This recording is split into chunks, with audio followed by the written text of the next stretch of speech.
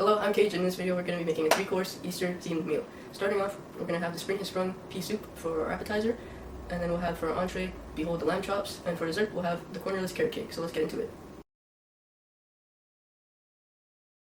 First off, let's go through a quick safety tip. When you're cooking something on a stove in a pot or on a pan, and you have your 4 burners, you want to find the burner that has the right size for your pot or pan. It may look easier to have it like this because it's closer, but if you have your hand on it while it's on, you shouldn't. But if you have your hand on it on accident, you can burn yourself really bad. So make sure you have your pot on the correct burner. Now that we have our pot on the correct burner, let's start up with the appetizer. So in a heavy bottom pot, heat your avocado oil at medium-high heat. Once your oil is hot, take your leeks and put it in and have them saute for about 5 minutes until they're softened.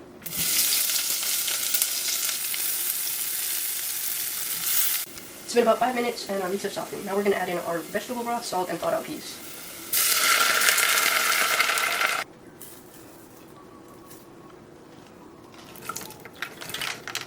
Now bring that to a boil. Now that it's come to a boil, we're going to reduce the heat to a simmer and let it simmer for 2 minutes. 2 minutes is up, we're going to turn this off and remove our mixture from the heat. Now that our mixture is off the heat, we're going to take the canister from our high-speed blender and pour our mixture into it. I'm going to pour it over the sink just for some safety precautions. Now that our mixture is in the blender, we're going to take our 2 cups of spinach, add it in, take our 1 cup of basil, 1 cup of whole fat coconut milk, and half of lemon. We're going to put it on the blender and blend. Pro tip, hold the cap down while you're blending. It's been about a minute of blending, but you can see it's not very creamy, so we're going to run it through a cheesecloth to get it extra creamy and smooth.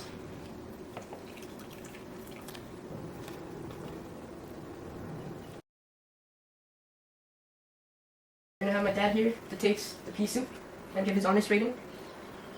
Alright, well, visually it looks nice. You got some edible flowers in here, some radishes. Cheers up. It's nice, it's more creamy. Tastes a lot of basil in that. Sprouts were pretty good with it. There's a good little bit of crunch to it. 1 out of 5, 1 to 5. For a first pea soup that I tried, it was good. So maybe 4, I don't know what to improve on. I guess it's my turn to try it.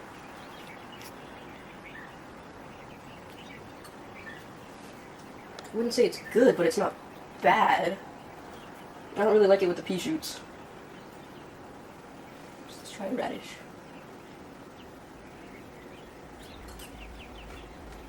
You know, that made it work. I think by itself it would be good. Like if I just got the soup here. Yeah, that tastes good. I'd say like 3.5 out of 5. Next up, we're going to be working on our entree, which is our behold the lamb chops. We want our lamb to be as warm as possible when we eat it, so we're going to start off by making our side for the entree, which is our velvety mashed potatoes. So we want to get us a pot of water and put it onto the stove and set it to high. And we want to salt our water.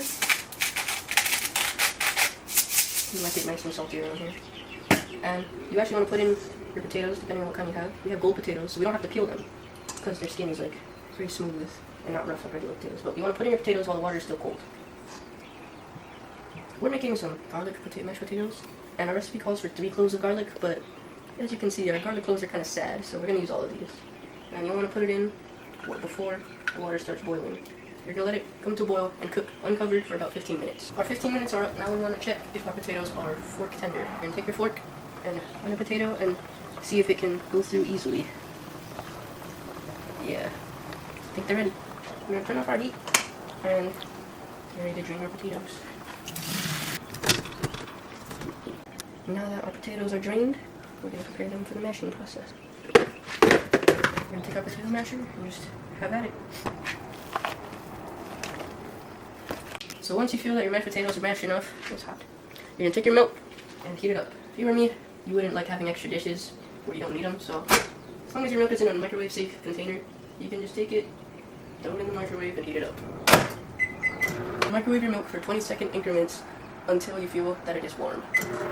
Before adding your warm milk, you're going to add in your melted butter. Mix it up a little bit. And then you're going to take your milk and pour it in slowly and mix it up. Just pour in a little bit, mash it, and then pour in a little bit more until you have no more milk in your container and it's all in here. The last step is just to add pepper and salt to taste. I'm probably going to need more than that. Mix it in there good. So once we got that thoroughly mixed in, we'll taste it.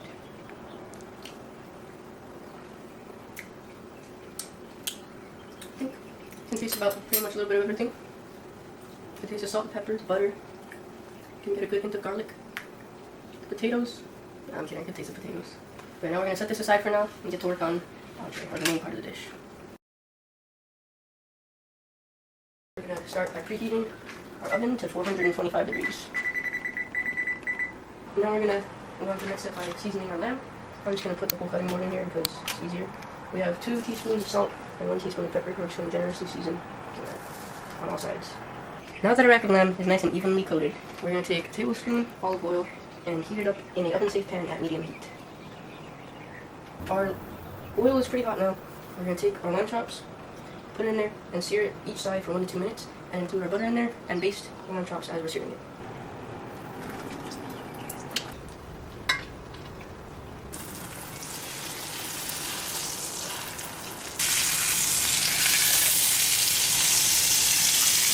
We're going to turn off the stove, and now we're going to move our pan straight into the oven for 10 to 12 minutes. While our lamb is in the oven, in a blender food processor, we're going to be making our herb crust. So we're going to put in our breadcrumbs, 2 cloves of garlic, our grated parmesan, our thyme, our rosemary, and our parsley. And blend. It's not really blending well for you, just give it a good quick shake. And go again.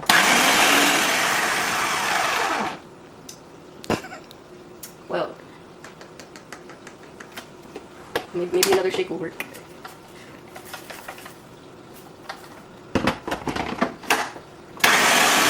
Well, I think we found the problem. Forgot an ingredient, the olive oil. Just add that in, let nobody in.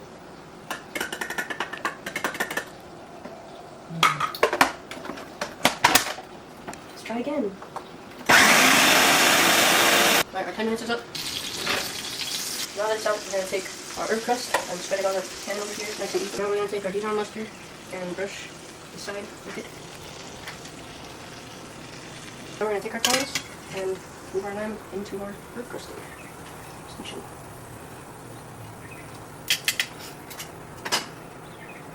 And coat it some more. Now we're going to take our herbs and just lay it on. It's hot.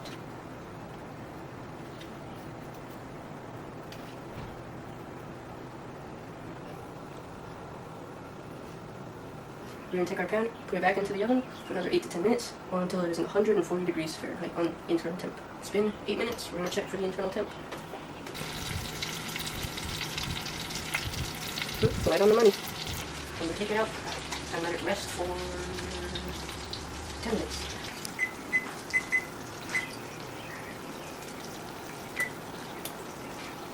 We're just going to go ahead and make some gravy from what's left over from the lamb being in the pan. These are the lamb drippings. We need about 4 tablespoons of it. There's not going to be enough, so we're just going to substitute it with some butter. So going in is an extra 2 tablespoons of butter. We're going to put this over medium heat. Alright, our fat is starting to bubble. We're going to add in our 4 tablespoons of flour and let it cook for about a minute. Make sure you whisk it, removing any clumps. Okay, now it's been about a minute. We're going to add in our 2.5 cups of beef stock. Now you're going to let your gravy thicken. We've taken our gravy off the heat. Now we're going to strain it so we can get a nice silky smooth consistency. It smells very good. Now we're going to start plating our entree. For my entree, we're going to be having my dad here grate it, so... Alright, let's dig in. Okay.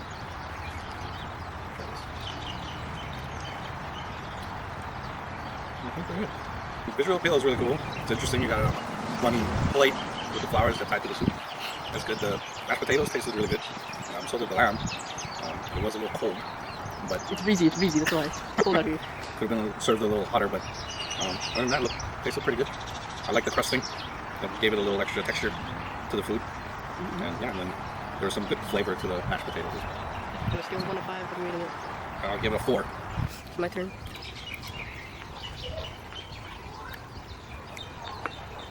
I like the mashed potatoes. I'm always a big fan of mashed potatoes.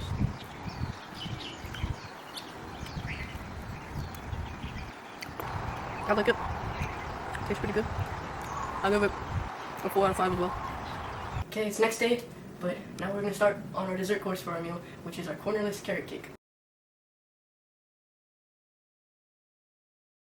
Start off by preheating your oven to 375 degrees.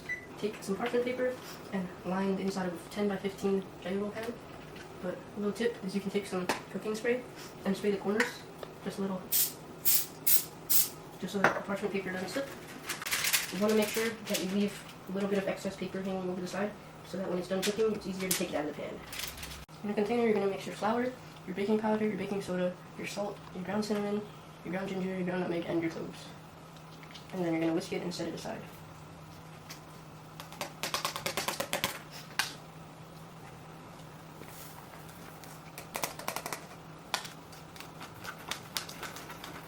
Now that it's nicely combined and evenly spread throughout, we're going to take our standing mixer and whisk together our 3 eggs. When our eggs are nicely mixed up, we're going to beat in our sugar, vanilla, and oil. We're going to stir in our dry ingredients until it's just barely coming together.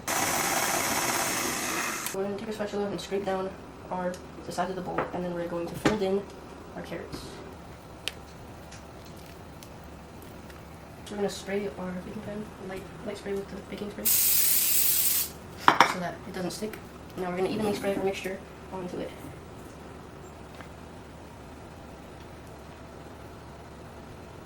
Now we're going to bake it and put it in the oven for 10 to 13 minutes. Our 10 minutes is up. We're going to take it out and immediately roll it. I'm going to go ahead and cut off the edge here just to make it a little easier to roll.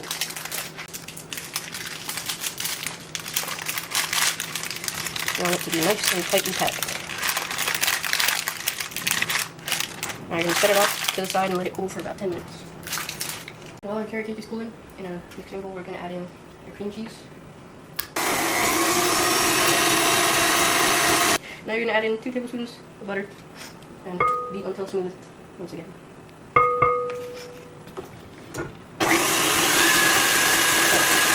Now we're going to add in our powdered sugar and vanilla extract. It's looking nice and smooth and mixed up. And our timer just went off, so we're going to start spreading our frosting onto the roll. Our cake is still pretty warm after we unrolled it, so we're going to let the steam come out a little bit for now before we put on the frosting.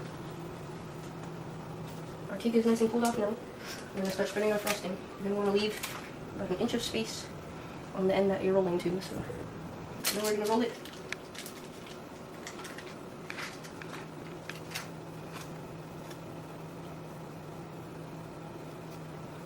Oh no. I'm rolling it as tight as I possibly can.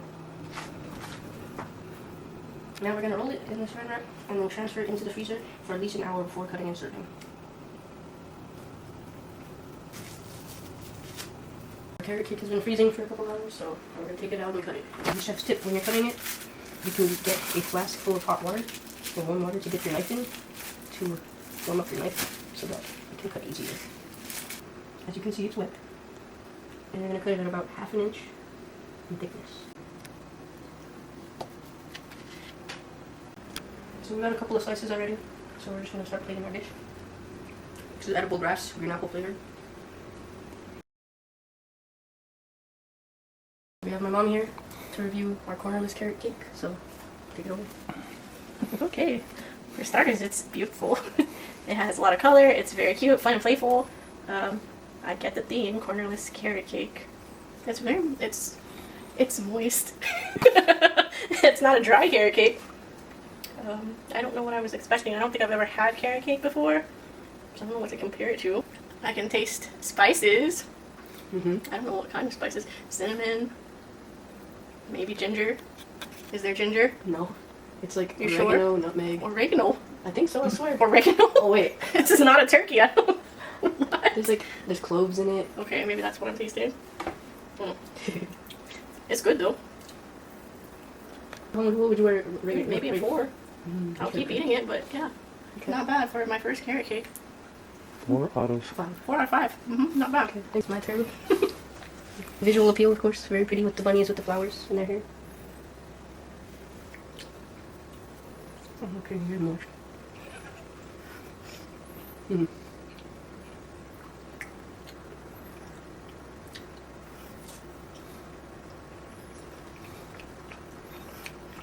Well, it isn't very moist. No, it is very moist. There's not a lot of frosting in the piece that I got, because most of it oozed out during the process. I can, yeah, definitely taste the spices in it. You can see all the carrots in there, but there's not a very strong taste of carrots. I think I'll give it like a 3 out of 5. Happy Easter, everyone. I hope you enjoyed our 3-course Easter themed meal.